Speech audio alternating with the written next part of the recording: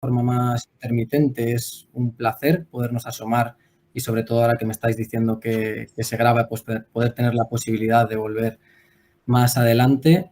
Y bueno, independientemente de que, como decía Rubén, yo venga a presentar algunos de los resultados de mis investigaciones de los últimos años, pues sí que tengo sobre todo la intención de que me deis feedback, de que me ayudéis a continuar y de que sepáis que para mí es una oportunidad maravillosa poder estar ante ojos precisamente por utilizar algo que he puesto en el título, que pueden mirar desde otro lugar las investigaciones que he hecho. Lo dije en Barcelona, lo repito ahora, para mí ponerme delante de gente que mira lo urbano desde distintas perspectivas y disciplinas es una especie de momento del espejo siempre porque no acabo de saber si soy historiador urbano, historiador de la violencia, historiador social o si todas esas cosas se pueden simultanear, ¿no?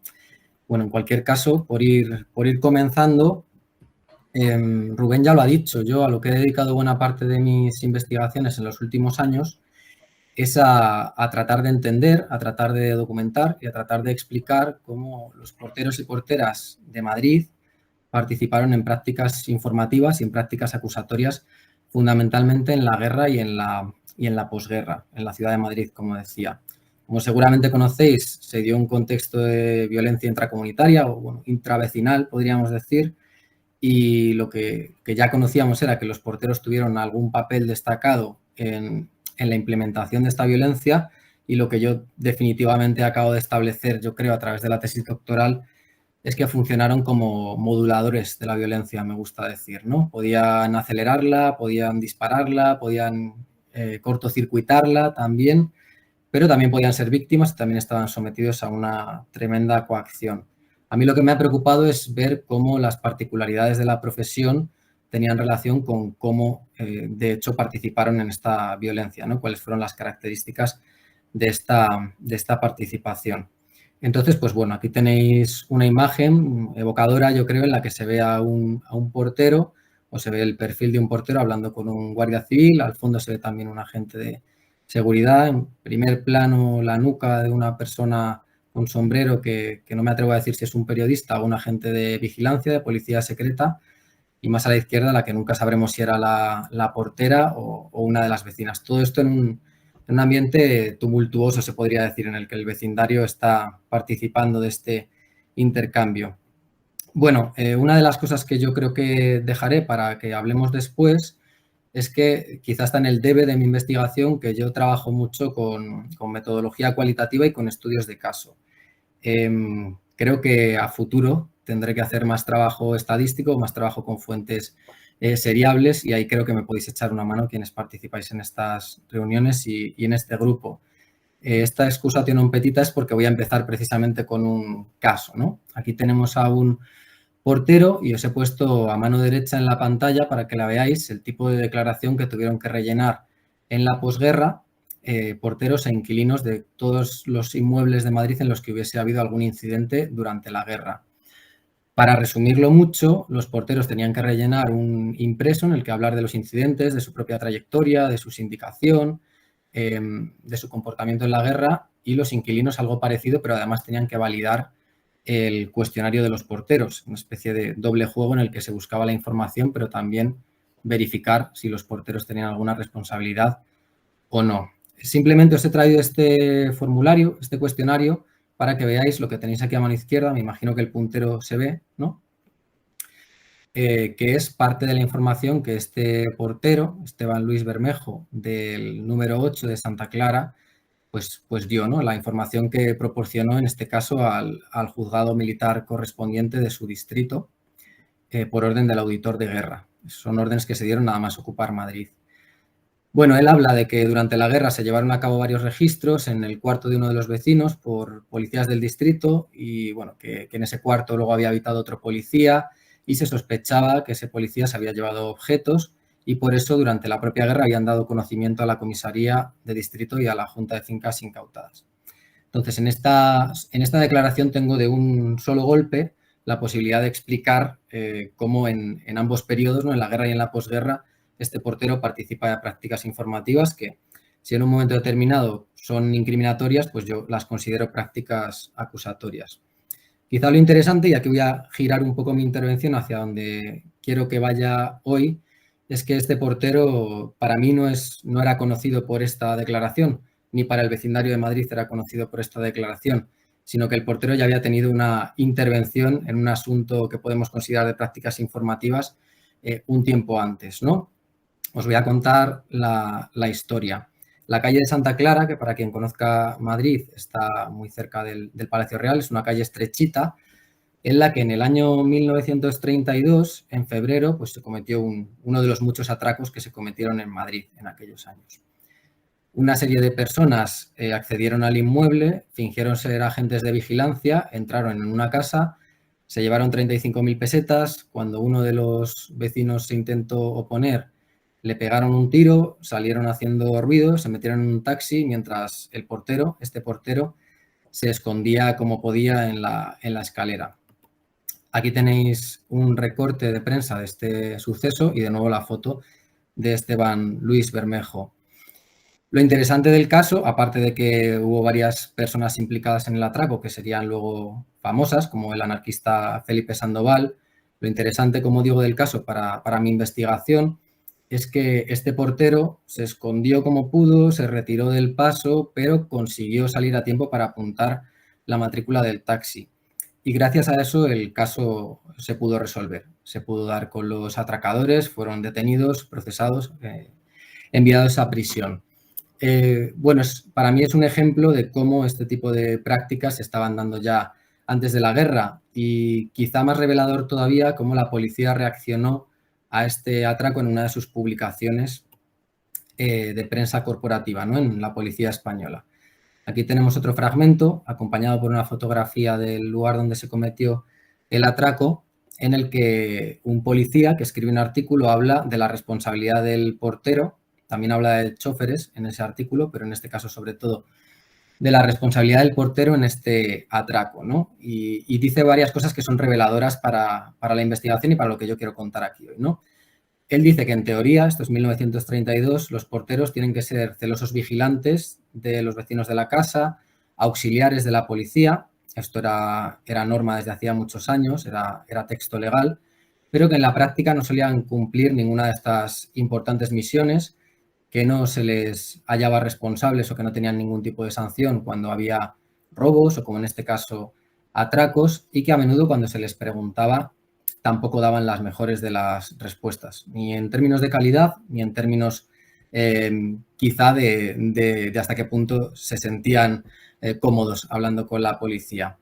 Bueno, naturalmente esto es la opinión de un policía en un artículo de una revista, pero nos sirve para ver que de hecho antes de la Guerra Civil ya había una relación más o menos estrecha entre porteros y policías, que, bueno, en algunas ocasiones era más exitosa y en otras menos, y que a veces, como veis aquí, también era objeto de crítica o de demandas por parte de la policía, que insistentemente pidió que se reforzase y que se regulase esta colaboración.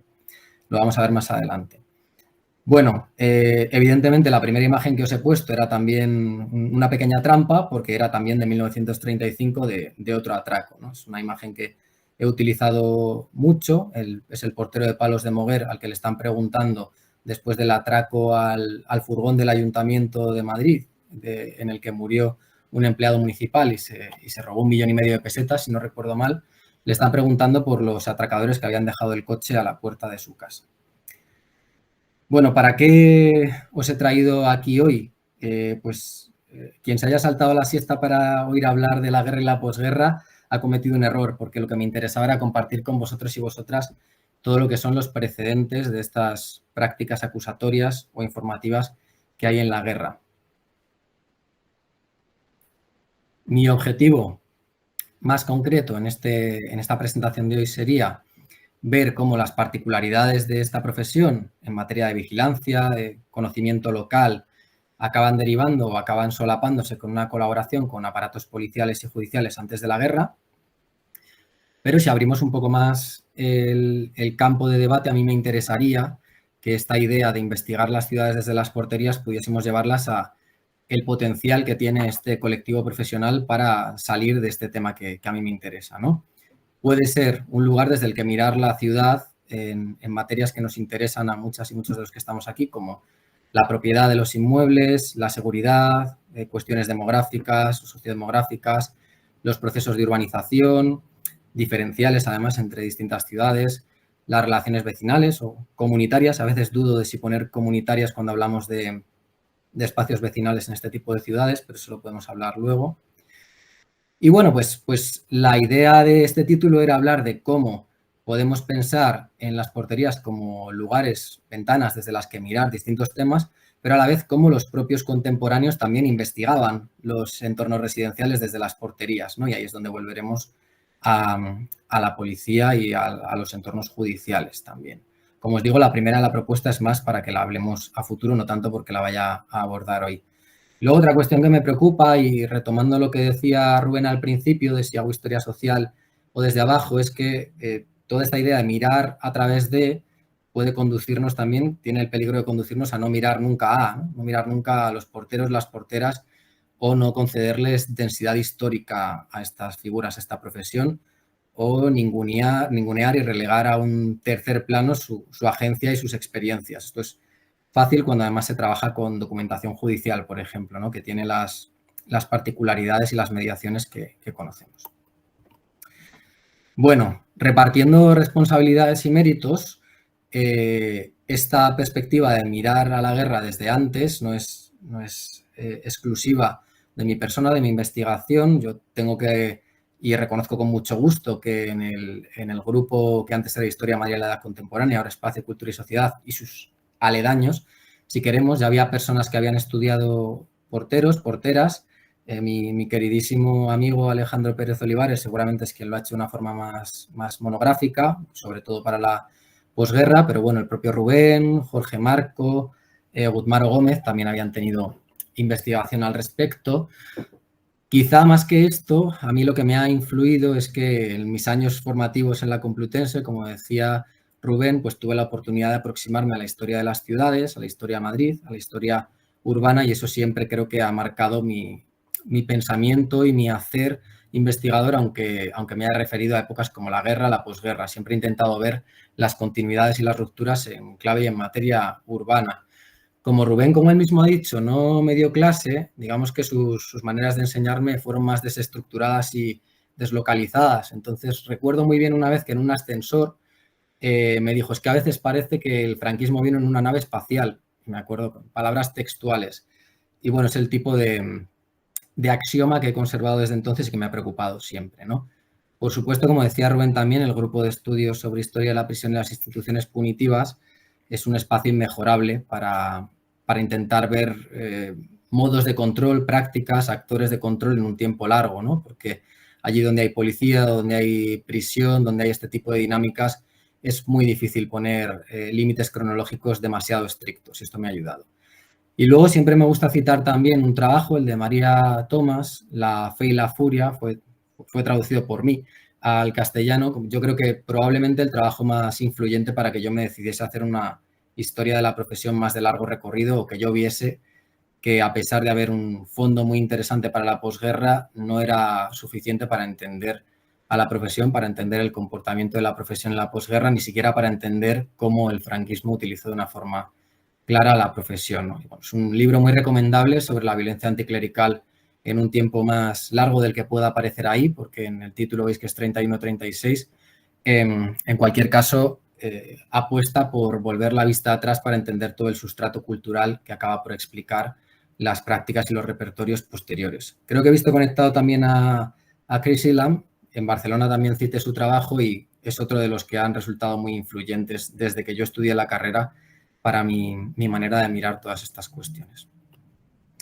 Y bueno, la verdad, como decía Rubén, es que tenía tarea, porque a la izquierda pongo el libro de Docur sobre las porterías en París, y debo reconocer que no somos tan afortunados en el caso de España, en el caso de Madrid, para contar con trabajos monográficos. Sí que es verdad que en las tesis está presente Rubén, está presente Fernando, recuerdo también a Borja Carballo, en sus tesis están presentes porque era un contingente poblacional y una proporción de población en Madrid al final respetable, significativa, importante, pero sigo pensando, incluso después de mi trabajo, sin ninguna falsa modestia, que hace falta una historia social de la profesión desde el siglo XIX.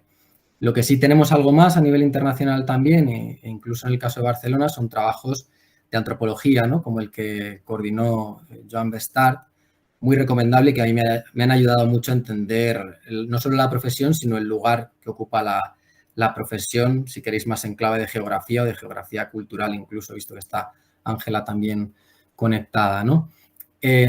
Muy recomendable de nuevo. A mí lo que casi más me interesaba era la aproximación del trabajo que se publicó cuando yo ya estaba haciendo la tesis, el que veis en tercer lugar, el de István Paladán, sobre los porteros en Budapest durante el Holocausto, porque además utilizaba una fuente parecida a la mía y hacía una apuesta similar en el sentido de volver atrás en el tiempo para explicar luego la participación de los porteros en la denuncia de judíos o en la protección de judíos durante el Holocausto.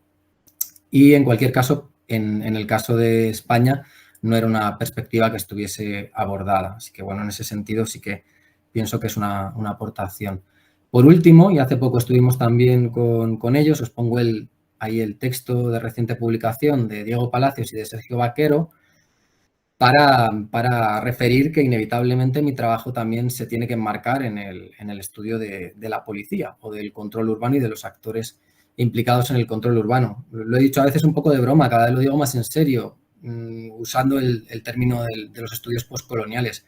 Hay que provincializar la historia de la policía y cada vez tiene que pasar más por estudiar a otros actores como los porteros, como los serenos, la policía municipal.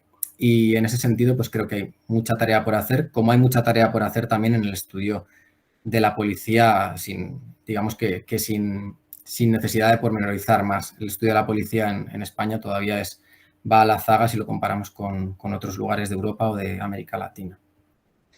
Bien, a nivel de documentación, pues fundamentalmente he trabajado con documentación judicial, pero para la época de preguerra pues he utilizado mucha prensa de información, prensa gráfica, la prensa corporativa de la policía, como decía antes también, el boletín de la Sociedad de Porteros, que nos da la posibilidad de ver la mirada de la propia profesión o de parte de la profesión, también manuales, memorias y escritos de la policía, legislación, bastante importante, recurrente la presencia de los porteros en la legislación policial, como luego os explicaré, literatura y cine, ahí os he puesto un ejemplo, el Pepa la Frescachona, que era una portera, o el colegial desenvuelto, un sainete de Ricardo de la Vega de 1886, pero bueno, este tipo de literatura tiene bastante continuidad y bueno, pues luego memorias, archivos sindicales, otros personales, como el que le recuperaron a Galarza, que fue director general de seguridad, ¿no?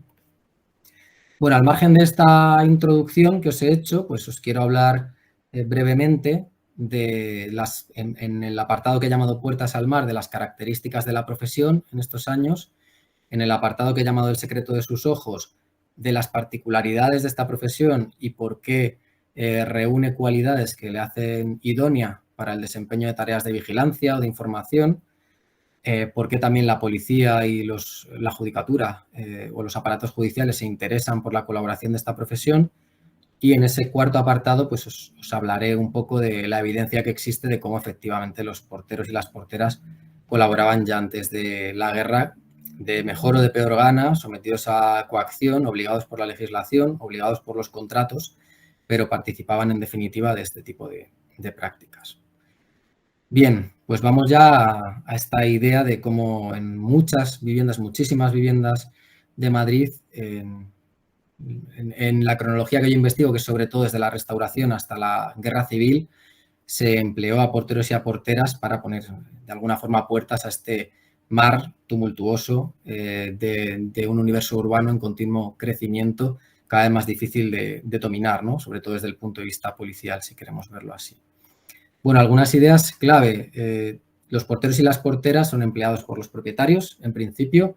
Yo me refiero sobre todo a las viviendas de alquiler y de vecindad. Sabemos que no es la única realidad en una ciudad como Madrid, que hay vivienda unifamiliar, que hay vivienda de autoconstrucción, en según qué partes incluso puede ser mayoritaria, pero este fenómeno fundamentalmente se refiere a la vivienda de alquiler y de vecindad, que podemos decir que es mayoritaria.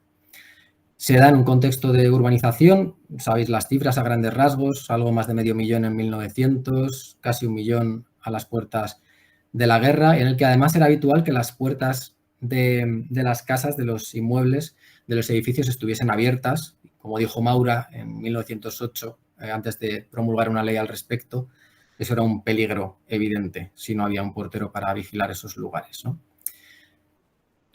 Es una profesión que va creciendo a nivel de efectivos. Hay una cifra que a mí no me deja del todo satisfecho y que tendremos que revisar con ayuda probablemente de quienes habéis trabajado de forma intensiva a Padrones, que es de 23.389 porteros en 1932. Es la única cifra así que yo he logrado encontrar que hable de la totalidad de la ciudad y luego que desglose por distritos, como vamos a ver ahora.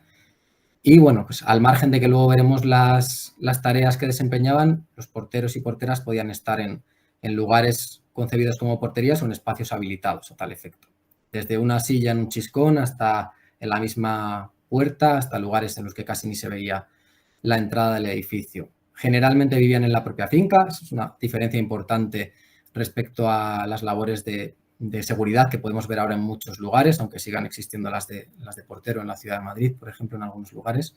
Es como el paso de Emilio en Aquí no hay quien viva a Coque en la que se avecina, ¿no? Es un portero que vive en el edificio y su evolución en un vigilante de seguridad que, bueno, que no existe en todas partes, pero que tiene además unas características desde el punto de vista de la relación vecinal distintas también. Hay una distribución desigual, pero hay una presencia significativa en casi todas partes, por lo que yo he podido ver. Y luego algo que dejo ahí como pregunta para todos y todas es si hay diferencias grandes respecto a otras ciudades en lo que es la implantación. Yo, por los estudios que hay de Barcelona, parece que incluso con Barcelona hay, y desde luego en lo que tiene que ver con ciudades más pequeñas también. Yo estoy ahora mismo en Pamplona y en Pamplona parece que la presencia fue mucho menor. Lo que sí sabemos es que también en otras ciudades como Bilbao, San Sebastián, Valencia había sociedades de porteros y se intentó hacer una federación, de hecho, así que debería haber una presencia al menos digna de mención. Bien, cifras. No quiero entrar en muchos detalles y además no he metido el desglose por barrios, pero sí que quería dejar aquí unos datos para que luego quien pueda echarme un cable con esto se anime a comentar, ¿no? No sorprende mucho que Buenavista vaya a la cabeza, es el distrito más acomodado, si se quiere, y se suele asociar el portero a residencias acomodadas, aunque esto, como explicaré luego también, no es necesariamente así.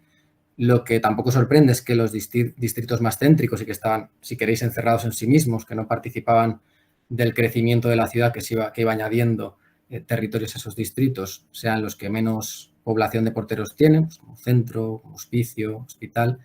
Lo que a mí sí me llama más la atención y me hace dudar un poco de las cifras o me hace querer abordarlo de una forma más monográfica con quienes trabajáis Padrones, es que los datos hablan de que muchos de los barrios más periféricos o barrios de extrarradio tienen una población de porteros muy significativa. Si veis en el gráfico de la derecha, de hecho, si desglosamos por zonas es la que más. También esto tiene que ver con las zonas que probablemente más crecieron en las décadas en las que se implanta la profesión, ¿no? Pero bueno, lo dejo aquí.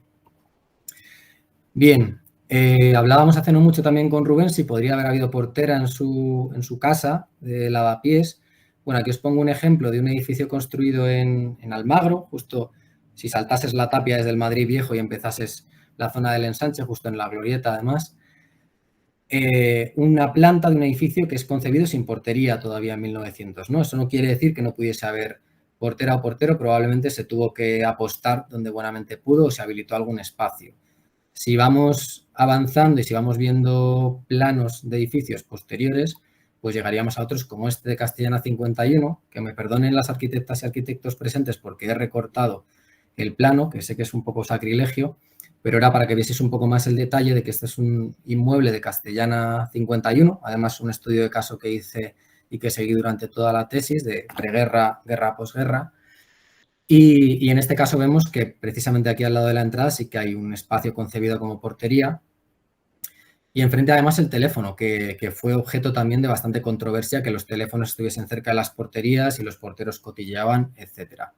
Bueno, simplemente para que veáis que efectivamente la morfología de los edificios cambia. Hay muchos edificios que ya estaban construidos que nunca tuvieron porterías que hubiesen sido concebidas como tal. Sin embargo, porteros era habitual que hubiesen edificios de ambos tipos.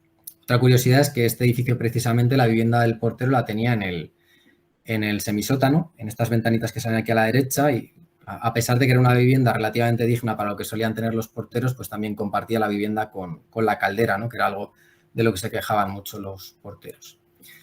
Bien, a nivel de perfiles, sin entrar en demasiados detalles, era una profesión muy heterogénea. Cuando se regulan los salarios en el 32 con las bases de trabajo, el portero que más cobra y el portero que menos cobra, probablemente la portera, había una diferencia multiplicar o dividir por 10, de 30 a 300 pesetas, creo que era.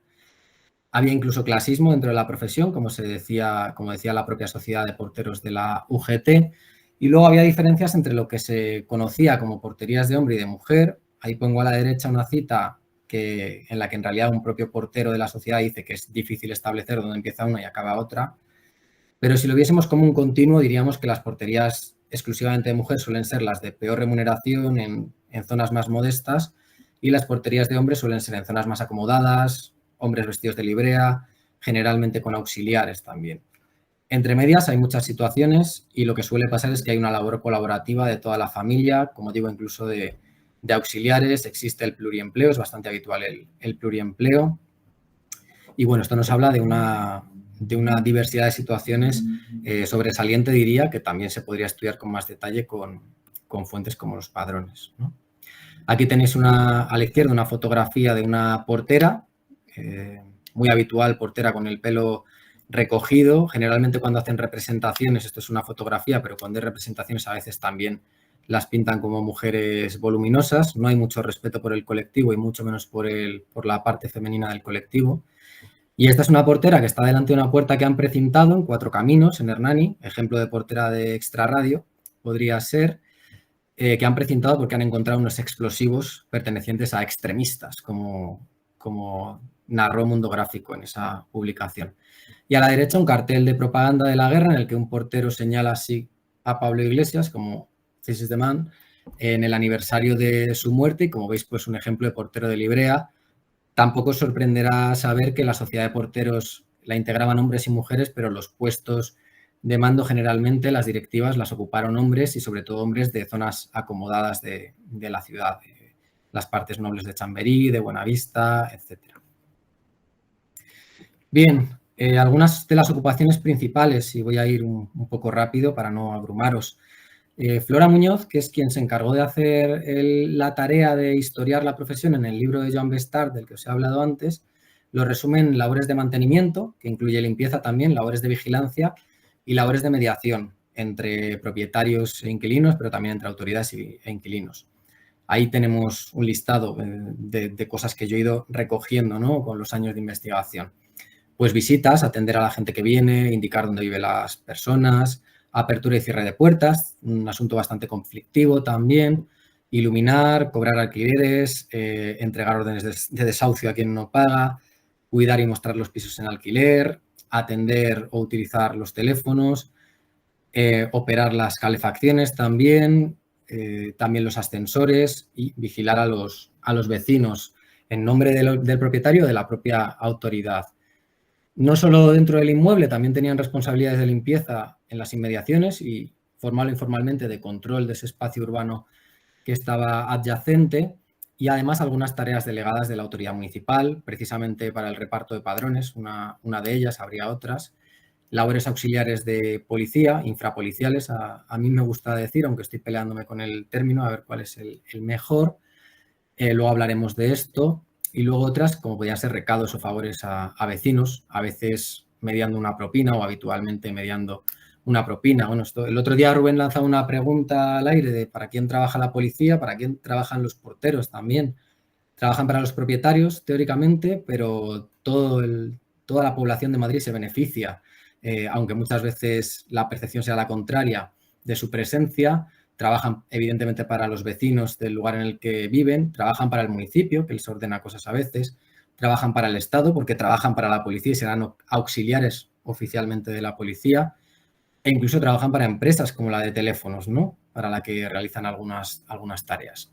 Yo me pregunto también si entre estas ocupaciones, de nuevo bregando con el concepto de comunidad, y aquí necesitamos seguramente antropólogas y antropólogos, si se les puede considerar, en función del tiempo que viviesen en la comunidad y en función del momento que nos encontrásemos de la historia de Madrid y de su movilidad residencial como ejes vertebradores también de posibles comunidades urbanas. Aquí también quienes habéis estudiado Barcelona o recientemente Nou Barris, si habéis visto los espacios de sociabilidad secundaria, pues os pido consejo respecto a si podríamos hablar de los porteros. Evidentemente, el último libro habéis trabajado una cronología posterior, pero sí merecería la pena hablar de los porteros como vectores para construir estas comunidades. Bien, aquí algunos matices o algunos ejemplos respecto a sus labores. A la izquierda un contrato de portero del año 36 en el que queda claro de que, independientemente de lo que yo diga o resuma, en los propios contratos ponía que tenían que cumplir las órdenes de los dueños y de las autoridades. Entonces podía ser muy discrecional. A la derecha os he puesto un fragmento de una obra de Ricardo de la Vega, nuevamente un poco posterior, en el que se ve pues, el intercambio de una portera con una vecina que le dice que por favor le limpie la casa, que le está faltando la chica durante unos días, ¿no? Algo que también era habitual, que porteras, sobre todo porteras o hijas de porteras, limpiasen algunas casas. Sin leerlos, otros ejemplos. Aquí a la izquierda una viñeta en la que un visitante o un inquilino le pide a un portero muy educadamente, dando a entender que es un hombre indolente o hosco, que le abre el ascensor y que le ponga en funcionamiento el ascensor. Vemos también detrás que tiene el teléfono y unos avisadores, que por cierto en la Guerra Civil se le daría bastante uso a estos avisadores para intentar proteger al vecindario de posibles detenciones. Y a la derecha, pues otra viñeta, humorísticas todas, en la que se ve a un hombre que está pidiendo que le enseñen el cuarto. No entro en los chistes porque no acabaríamos nunca, pero a veces tiene su gracia. Bueno, respecto a las condiciones laborales, pues nuevamente son dispares. Podemos hablar de que en general los salarios eran modestos, muchas veces eran una ayuda más que una ocupación principal. Solía haber otros trabajos, muchas veces el hombre, pero incluso la mujer, y se repartían estas tareas a nivel familiar. Y luego es habitual que, sobre todo en las fincas más acomodadas, las propinas desempeñasen un papel para complementar estos ingresos mensuales. Trabajaban mucho, mientras estaba la puerta abierta trabajaban, a veces incluso después. Como digo, se empleaban en muchas ocasiones y era frecuente que habitasen en lugares que, digamos, que no habían sido pensados para ser habitados por nadie. A veces en porterías, en sótanos, en buhardillas, en los que había problemas de todo tipo, de iluminación, de ventilación, saneamiento, humedad, olores, bichos. Muchas veces incluso vivían en espacios de paso, ¿no? o semipúblicos, y de todo esto se quejaban pues amargamente en el boletín de la Sociedad de Porteros, e incluso lo denunciaron cuando en el Ayuntamiento de Madrid hubo ediles socialistas, con su apoyo lo denunciaron bastante a menudo. También denunciaban que era bastante habitual que enfermasen por estas condiciones de vida, y ahí pongo algunos ejemplos de los tipos de enfermedades. Respecto a contratos, pues muchas veces ni siquiera tenían contratos, se regula de una forma más específica en la Segunda República y mejoran estas situaciones con descansos dominicales, pagas establecidas, plazos de despido, pero era bastante habitual antes que se despidiese a porteros, porteras que no tenían contrato o incluso que lo tenían, y evidentemente es doblemente grave la situación porque tienes que abandonar la casa, ¿no? Entonces, en algunas ocasiones, porteros de avanzada edad eran despedidos y se veían pues sin recursos y sin un lugar al que acudir. Por esto, entre otras cosas, hubo un asociacionismo destacado, sobre todo a partir de la creación de la Sociedad de Porteros en el 29, y antes también pues alguna sociedad de socorros mutuos, algún sindicato católico, menos combativo, pero también con presencia. Era una profesión, además, en la que había accidentes laborales. No era extraño un accidente con el ascensor, un accidente con las calderas, e incluso precisamente por el hecho de tener que vigilar, pues que algún ladrón o alguien que se estaba escondiendo después de una refriega pues, arremetiese contra el portero o la portera de turno. Y hay, en mi cronología hay varios ejemplos de porteros no solo agredidos, sino muertos por estas circunstancias. Algo muy interesante, yo creo, aquí a la derecha tenemos quizá la materialización gráfica de lo que voy a decir, con una portera que está justo en el umbral de la casa y además parece que está casi acogotando a la mujer que está pasando, por no hablar de que tiene los sentidos muy desarrollados, ¿no? Una nariz grande, unas orejas grandes. Luego hablaré un poco de los estigmas asociados a la profesión. Pero es una posición que es una profesión que se sitúa habitualmente en el INES desde el punto de vista físico, como se ve aquí, pero también simbólico, ¿no? Está entre el espacio público y el privado, pero también ocupa un lugar incómodo entre los propietarios y los inquilinos, y entre las autoridades y el vecindario. Y quizá lo que a mí más me fascinaba cuando empecé a investigarlo y lo que luego he visto también que tiene mucho recorrido y da mucho juego a la hora de ver cómo se desata la violencia, pero también la protección en los años bélicos y posbélicos, es hasta qué punto es una figura en la que coexisten de una manera inconstante, de una manera precaria, siempre problemática, un carácter subalterno, porque es un empleado, es alguien que tiene que estar al servicio del vecindario. También muchas veces en los vecindarios más acomodados, además son desde el punto de vista social o económico las personas más modestas o vulnerables, pero a la vez tienen un poder de facto o en una acepción más Foucaultiana o microfísica, en las relaciones de poder que hay en un vecindario ocupan una posición estratégica favorable. Y yo creo que esto, además, se nota cuando pasamos a las épocas ya de conflictividad y de violencia política.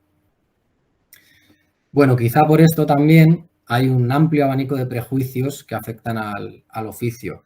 Tienen que ver o fermentan en los conflictos intravecinales, tienen que ver con prejuicios clasistas, se habla muchas veces de que son vagos o de que son tontos. Tiene que ver también, y a menudo que nos vamos acercando a los años bélicos, con la desconfianza política, de hasta qué punto puede haber también un portero politizado en cada casa y sobre todo en las casas en las que puede haber población más conservadora. Esto se relaciona también con miedos a que pueda haber una reversión de estatus muy palpable en los meses anteriores a la guerra civil y en la guerra civil después. El hecho de que pasa también con las empleadas del hogar, ¿no? Con los porteros es particularmente evidente el hecho de que pueda llegar un momento en el que esta gente que ahora vota, esta gente que ahora gana elecciones, esta gente que además conoce lo que hacemos en nuestras casas, esta gente que además sabe el poder que tiene, porque la sociedad de porteros antes de la guerra varias veces dijo en su boletín que podrían llegar a ser una policía del partido y que había que denunciar a los fascistas que vivían en la casa antes de la guerra. Bueno, pues toda esta gente podría, si cambian las tornas, podría ser tremendamente peligrosa para nosotros, nosotras. Por otra parte, también en el vecindario hay críticas descarnadas a la fidelidad que pueden desarrollar hacia los propietarios, ¿no? Así son perros fieles de los propietarios.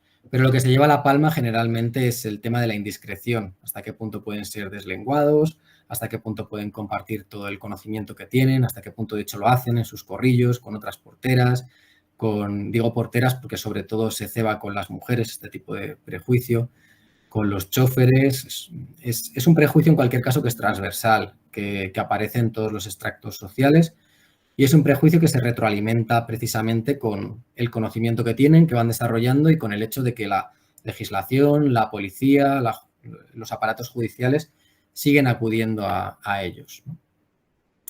Bueno, aquí unos ejemplos de porteros. Arriba a la izquierda un artículo de Eusebio Blasco en el que se lamenta de que en un momento en el que se quiere implantar un portero en cada portería por la vía de una orden del gobierno civil, 20.000 porteros le iban a contar a la autoridad todo lo que hacemos, decimos, pensamos, comemos, bebemos.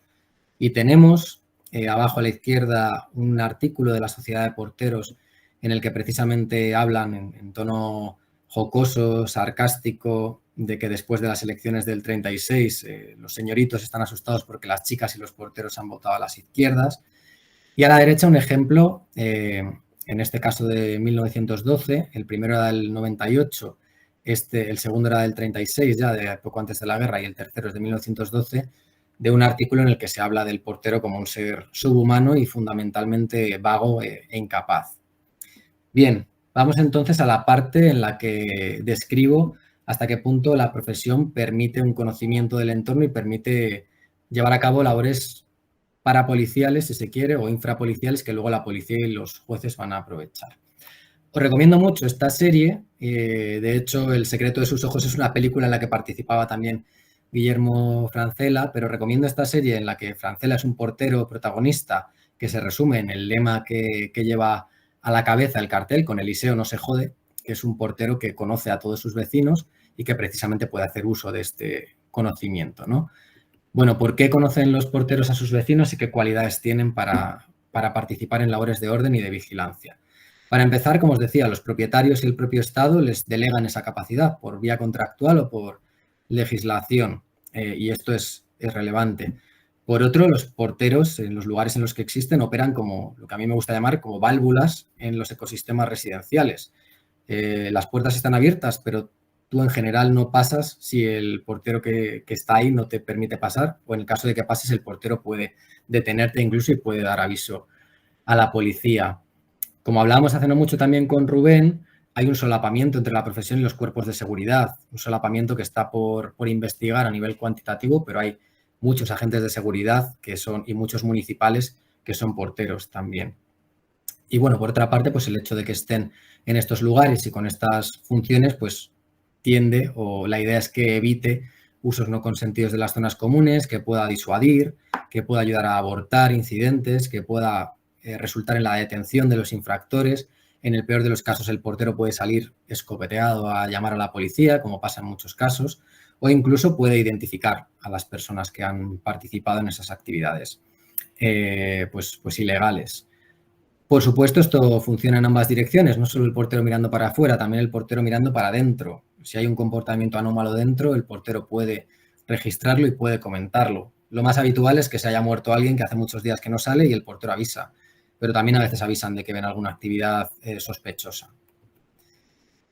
Y luego, por otra parte, estaría el aspecto más relacionado con la propia información y el conocimiento que desarrolla un portero o una portera por vivir durante un tiempo en un entorno social, ¿no? Podríamos decir que es una referencia estática, esto, ahora que hay gente que habla del immobility turn, el giro de la inmovilidad, no solo estudiar el movimiento en las ciudades, sino también la gente que está más estática y cómo permite a esa gente estática que haya movimiento, pues podría tener este interés y esta función, ¿no? Pongo estática entre comillas porque como digo, también trabajaban fuera, también limpiaban casas, también a veces tenían la vivienda en la buhardilla y tenían que subir y desaparecían, o sea, no es tan sencillo, tan automático. Pero lo que sí que me parece incontestable es que, sobre todo cuando llevaban un tiempo viviendo en un lugar, desarrollaban un conocimiento acumulativo, yo digo, del medio social. Sabían que vivía allí y la policía va a preguntar por esto constantemente. La legislación siempre va a querer que los porteros hagan registros de residentes y siempre va a querer que los actualicen. Se enteran por las conversaciones cotidianas de muchas cosas. Su ecosistema es la escalera, es la puerta, es los lugares de encuentro. Conocen rutinas, conocen las afinidades personales y políticas, conocen los conflictos entre los propietarios y los vecinos, entre los propios vecinos. Conocen los comportamientos, por ejemplo, en una cita electoral, si alguien ha sido interventor, esto va a ser interesante luego en la guerra, les van a preguntar por ello mucho. Y luego el conocimiento no para de crecer, porque cada vez que alguien viene a visitar a alguien y pregunta por alguien, pues ya sabes que el cobrador de Acción Popular ha venido a visitar a este. Ya sabes que una mujer de edad corta viene a visitar al cesante que hay en el tercero, que lleva mucho tiempo, que si se casa no se casa. Todo tipo de interacciones, todo tipo de información que como digo, en mi opinión es creciente. El correo también para en la portería, las suscripciones de la prensa, los cobradores de las formaciones políticas, etcétera. A mí me gusta decir que ayudan a la circulación de la información, sin exagerar, porque hay muchos otros vectores de esta circulación, pero creo que participan, de hecho, y luego también que forman parte de una serie de prácticas informativas en las que opera todo el vecindario de Madrid. O sea, mi interés fundamental es cómo los porteros y los jueces piden información, pero lo que creo que es relevante también es entender cómo este es un tipo de interacción o de intercambio que se está dando entre el portero o la portera y todo el vecindario de Madrid, ¿vale? Todo el que llega a una portería tiene que preguntar dónde vive una persona, tiene que someterse a ese chequeo de que alguien te vea y te deje pasar, e incluso hay otros actores que, por el motivo que sea, se aproximan a indagar. Y os pongo ejemplos. Aquí tenéis dos casos de agresiones de género, de violencia de género, separados por 30 años. Los dos consistieron en apuñalamientos y en los dos vemos maneras diferentes de pedir información a la portera. En el de la izquierda vemos que el agresor había estado en la calle en la que residía anteriormente la persona a la que buscaba para intentar reconquistar y definitivamente luego para asestar varias puñaladas, y repartió dinero entre las porteras para que le facilitasen información de dónde vivía y así es como logró encontrar a la persona. Esto lo habréis visto en las novelas de la época, me estoy acordando de Niebla, de Unamuno, nada más empezar la novela, no hay una agresión, pero si hay una persona que queda prendada de una mujer, la sigue hasta un portal y en el portal pues, pregunta a la portera por esa persona. Y a la derecha, otra vertiente que es un periodista preguntando a una portera sobre un crimen. Esto creo que estaba conectado también Fernando, creo que seguramente recordará de los reportajes que había de viviendas en barrios bajos, que también era habitual que preguntasen a las porteras sobre las personas que vivían. Bien, ¿eran auxiliares de la policía? Pues sí, sin entrar en demasiados detalles, estamos en un momento en el que Madrid está creciendo, los aparatos policiales no pueden seguirle el ritmo a este bullidero de multitudes, la policía gubernativa solo se empieza a profesionalizar en 1908, los efectivos son insuficientes, por no hablar de que en ciudades más pequeñas casi ni hay, y sin embargo, pues a pesar de que no está resuelto el debate respecto a si las ciudades crean crimen y qué tipo de crimen, pues sí que podemos hablar de que desde luego crean percepción de desorden y crean la sensación de obsolescencia en los aparatos de control. Entonces, son años en los que hay reformas policiales, en los que se insiste en tareas preventivas como los registros de población y se insiste en que la policía necesita auxiliares. Dentro de estos auxiliares que están pues, los serenos, los alcantarilleros incluso, y los porteros, pues hay un interés muy específico en esta profesión. ¿De qué manera? Pues hay reformas policiales en las que los reglamentos se incorpora, que los porteros tienen que colaborar con la policía. Hay también leyes específicas para los porteros y luego hay órdenes de gobernadores civiles. A la derecha tenéis una viñeta que se refiere a una orden de Osorio, desde el gobierno civil de Barcelona en 1907, en el que se habla de que tiene que haber un portero en cada casa, pero el chiste es que el portero no cabe y tiene que estar ahí sentado en esa especie de cubeta encima del umbral de la casa. Sobre todo se intentó que hubiese porteros en todas las viviendas dedicadas a vecindad con esta legislación. Como sabemos, no se cumple al 100%, pero sí que en Madrid hay una implantación que yo creo que es sobresaliente. Se pide que los porteros tengan perfiles determinados, se veta que existan mujeres, por ejemplo, esto también fracasa porque pueden suscribir contratos familiares suyos, pero bueno, se habla de las edades, se habla de que estén alfabetizados, se habla de que no tengan antecedentes penales, se habla de que estén registrados en el gobierno civil y a su vez de que participen en los registros policiales y sobre todo de que tengan responsabilidades si hay algún tipo de anomalía o si hay algún tipo de negligencia. Se establece que a nivel de obligaciones tienen que vigilar la casa, tienen que dar información a la policía, tienen que tener listados de residentes, como os decía, y aquí ya me repito un poco que tenían que ser auxiliares, dependían de la autoridad, pero a la vez tenían rango de autoridad, si tenían que detener a alguien, podían ser considerados, si alguien se resistía a su detención, un atentado a la autoridad, una resistencia a la autoridad. Y luego hay algunas experiencias particulares, como cuando en Madrid se declara el bando de guerra, otro precedente en el que pues en el propio bando de guerra ya se dice que los porteros tienen que ser responsables de quien acceda a los inmuebles ante la posibilidad de posibles paqueos, ¿no? También bastante anticipatorio de lo que va a pasar en la guerra. Bueno, aquí simplemente para que veáis unas cifras de una brigada de barrios que se establece en Madrid en el 34, sin entrar en grandes detalles, solo para que veáis que en Madrid a estas alturas se aspiraba a que una brigada de barrios que tuviese presencia, proximidad casi ininterrumpida, tuviese solo unos 115 agentes si quitamos a todo el personal de administración y de mando para pues prácticamente 100 barrios, ¿no? 10 distritos, a 10 distritos el barrio. Y a la izquierda pues tenemos una opinión de la prensa corporativa de nuevo insistiendo en que es importante que los porteros sean verdaderos auxiliares porque en los lugares en los que no hay porterías, si no ponemos un agente en cada casa va a ser muy difícil saber qué vida se hace. De nuevo, estas utopías de control que son muy habituales en la policía en entresiglos y sobre todo en entreguerras, bastante habituales y que tienen de vez en cuando estas ensoñaciones de control absoluto y si no, pues si no hay porteros tendremos que estar nosotros en cada casa. En cualquier caso, como una forma de ver que la policía tenía intención de que a pesar de su falibilidad, y ahí voy después, tenían que ser auxiliares. ¿Por qué eran falibles? ¿Por qué fallaban? Aquí a la derecha tenéis una viñeta en la que dos ladrones dicen saluda al portero muy simpático cuando llegues abajo para que no sospeche.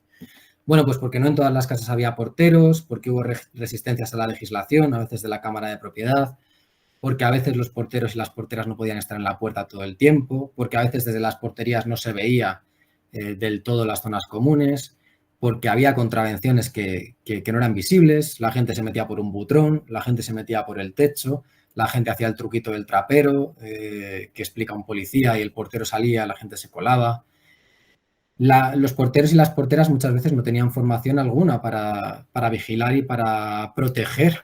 Entonces, pues hay porteros y porteras como con el que hemos empezado este esta charla que cuando los infractores bajan con una pistola se tienen que esconder, o que cuando los infractores bajan con una navaja pues se la llevan puesta. No tienen tampoco la capacidad de interponerse ante todo tipo de desórdenes. Y luego pues siempre está la duda y hay una doble vertiente aquí de los porteros pueden ayudar, pero los porteros pueden ser también negligentes, a veces de forma dolosa incluso, ¿no? Y la policía desconfía de esto. El consenso suele ser, y tengo algunas declaraciones de comisarios de distrito en los años 30, el consenso suele ser que donde hay porteros suele haber menos robos, pero bueno.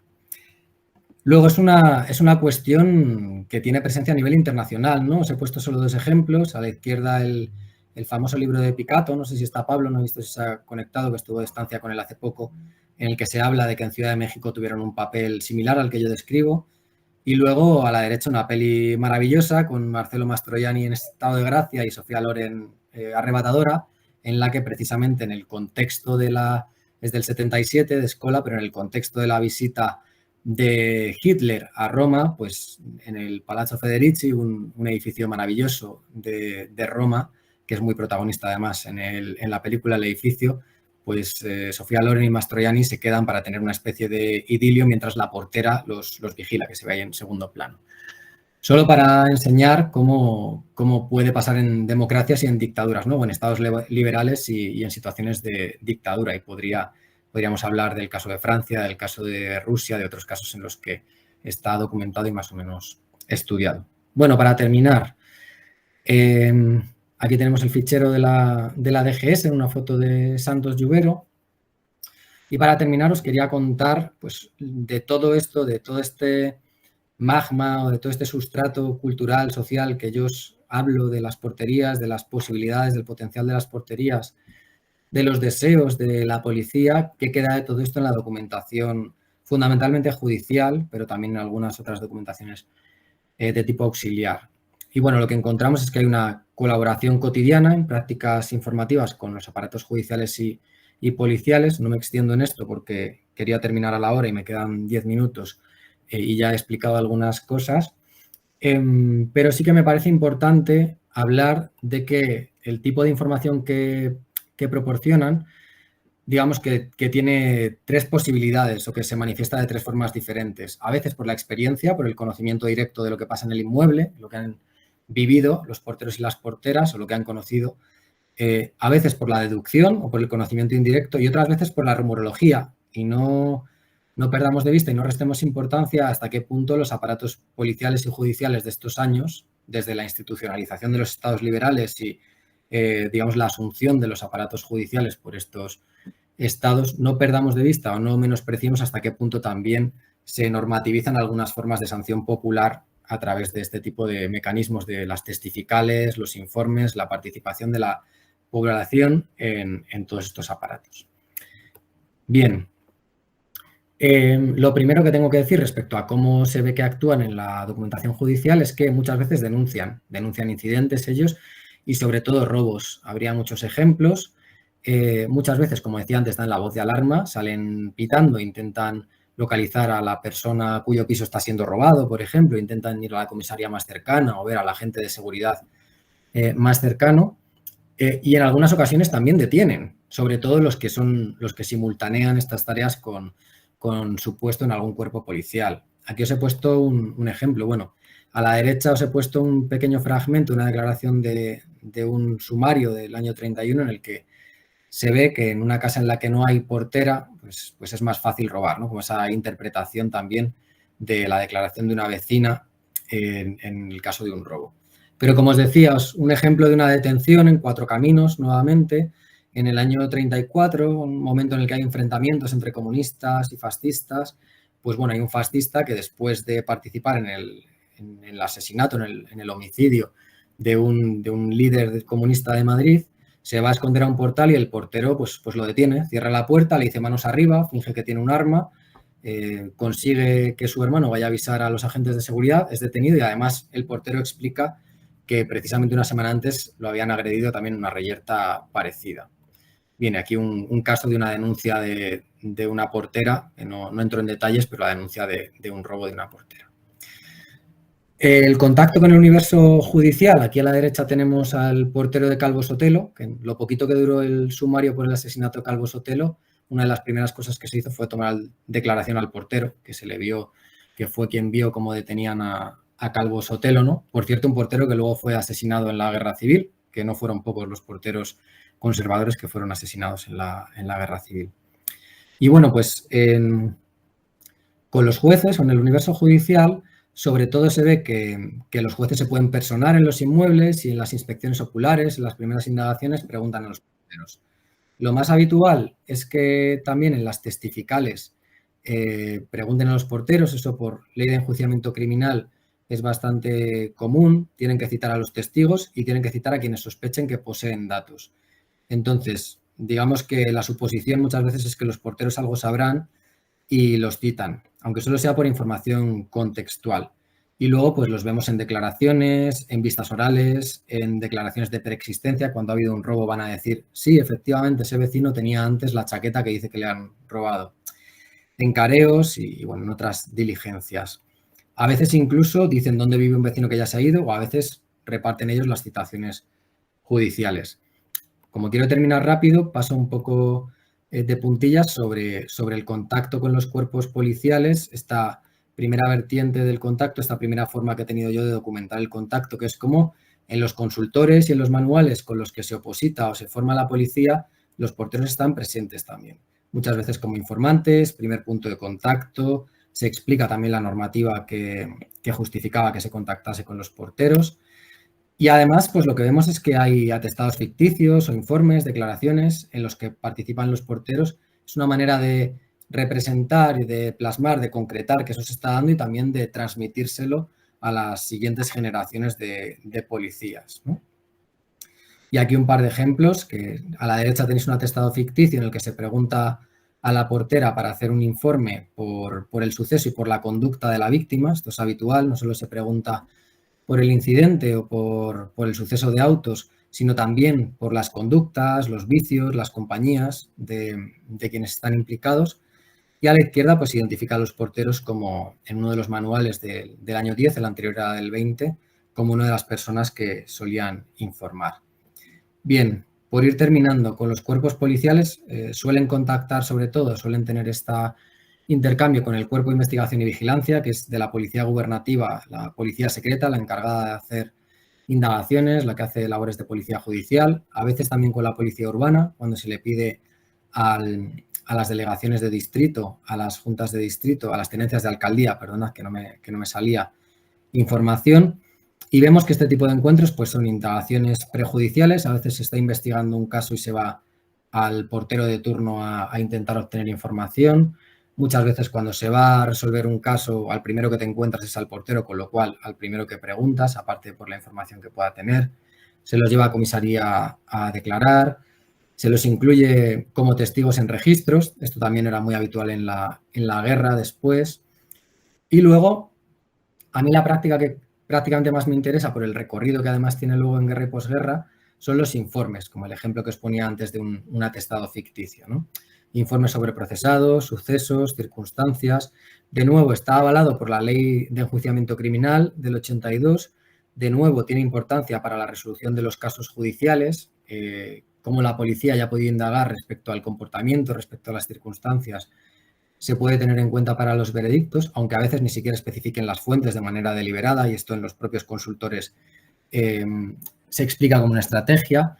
Lo que vemos es que en estos informes, aunque se puede preguntar en el trabajo, se puede preguntar en otros lugares, se pregunta mucho en las casas y se pregunta mucho en las porterías. Esto me imagino que Rubén, que ha trabajado también estos temas últimamente, lo habrá visto. Y como os decía antes, no solo es lo constatable, a veces es la pública voz, ¿no? o el rumor, esta infrajusticia que a veces llamamos. Bueno, no os canso con el par de ejemplos que os he puesto. Simplemente para mis conclusiones y confesiones, aquí a la derecha tenemos la foto de la que hablábamos antes, tan bonita. La sacó Santos Lluvero en su casa, en su domicilio, y ahora os explico algo más. Bueno, en mi opinión, está justificado el título, la idea de la mirada singular, del secreto de sus ojos, porque en mi opinión es bastante particular el lugar que ocupan en las relaciones de poder en estas unidades mínimas de sociabilidad, no sé si comunitarias o no, al final lo pongo, que no sé si son argamasa comunitaria o solo nodos de circulación urbana, eso lo podemos discutir. Pero indiscutiblemente yo creo que tienen un papel destacado en las redes de control informales y formales y pueden ser una ventana por la que asomarse a estas realidades vecinales. Digo ayer y hoy porque la profesión sigue existiendo, pero aparte porque no solo lo hago yo, lo hacemos quienes nos podamos dedicar a este tema con la documentación que se nos ha legado y con lo que los porteros podían declarar o podían informar, sino que también hay una doble idea de esta investigación, ¿no? En su propia época también se investigaba a través de los porteros. Mis insatisfacciones es que yo creo que sigue habiendo una percepción caricaturesca de la profesión y un cierto estigma, y yo creo que hay que ayudar a que la profesión tenga una historia propia. Y ahí yo también entono el mea culpa en el sentido de que yo creo que he contribuido, pero siento que está por venir una gran historia socioprofesional y sociocultural de este colectivo. Y ahí yo sí que pido ayuda y pido manos. Yo solo no puedo todo. Como os conté la última vez, tengo 2 hijos y otra vez no he dormido hoy.